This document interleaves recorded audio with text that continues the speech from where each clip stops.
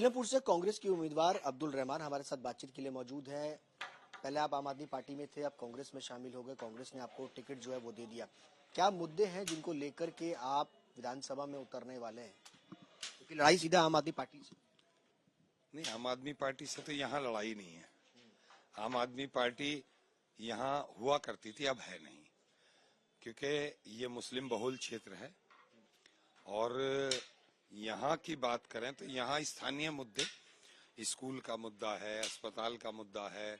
और चूंकि सरकार में रहते हुए बार बार विधानसभा के पटल पर बोलने के बाद भी वो काम ना हो सके, तो अल्लाह ने चाहा तो अब एक आजादी की सी सांस मिली है। कांग्रेस एक बड़ी पार्टी है, तो रह करके इनको पूरी तरह से ताकत के साथ कराया जाएगा।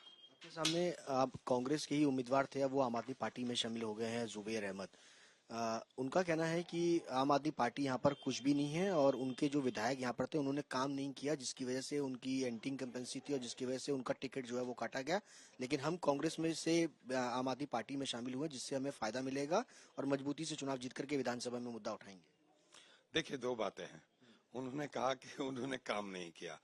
मैं उनके ही चौधरी मतीन साहब की अगर आपको वीडियो दिखाऊं तो वो खुद कह रहे हैं कि उन्होंने बहुत काम किया है यहाँ।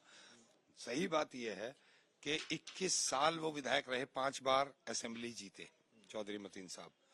तो वो आरटीआई लगा के निकाल लें, 5 बार विधायक रहने में उस 5 टर्म में जितना पैसा उन्होंने लगाया होगा। मुझे सिर्फ 2 साल का मौका मिला इस 5 साल में, क्योंकि 2 साल कोरोना में गए, 1 साल दंगे में गया। उनसे कहीं ज्यादा, उस 21 साल से ज्यादा पैसा मैंने इन 2 साल में लगाया।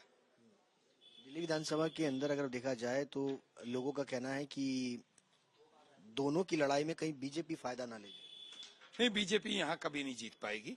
यहाँ बहुत लड़ाइयां रही हैं, हमेशा आम आदमी पार्टी कांग्रेस के बीच रही है, तब भी बीजेपी को यहाँ 35,000 से ज्यादा वोट नहीं मिला। और 1,82,000 के आसपास यहाँ वोट है, जिसमें से 1,30,000, 1,32,000 वोट यहाँ पोल होता है।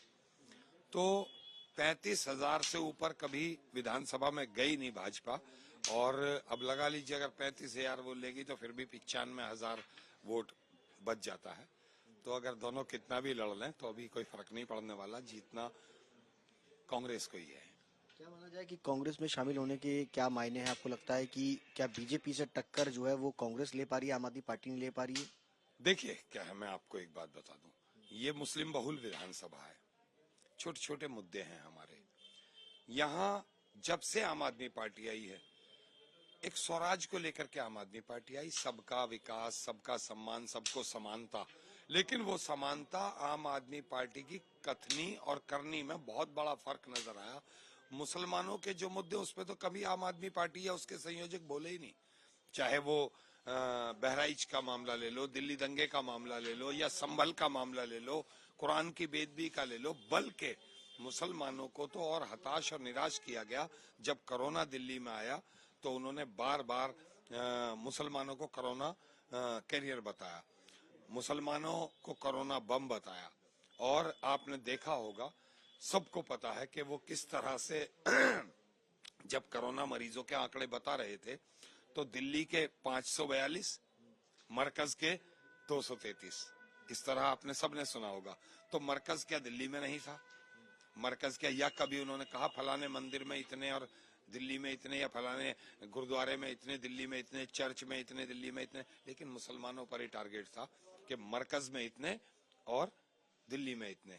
तो मुसलमान भली भांति उस बात को समझ चुका है। और क्या फायदा है, हम बीजेपी को वोट नहीं करते इसलिए कि हमारी खुली आंखों से मुखालफत करती है।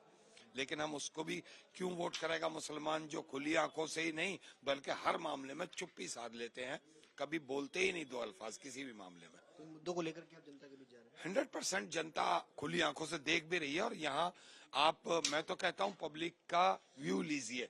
आप नीचे जाइए, पब्लिक में जाइए, पब्लिक के व्यू लेंगे तो आपको खुद पता चल जाएगा कि यहाँ आम आदमी पार्टी का क्या है और कांग्रेस का क्या है। चलिए, अब्दुल रहमान साहब, जिनका कहना है कि दिल्ली दंगा हो, चाहे वो मरकज का मामला हो, चाहे वो कोरोना का मामला हो, इन तमाम मुद्दों को लेकर के दिल्ली की जनता के बीच जाएंगे और वोट मांगेंगे। कैमरा पर्सन इमैनुअल के साथ सुशांत नारायण।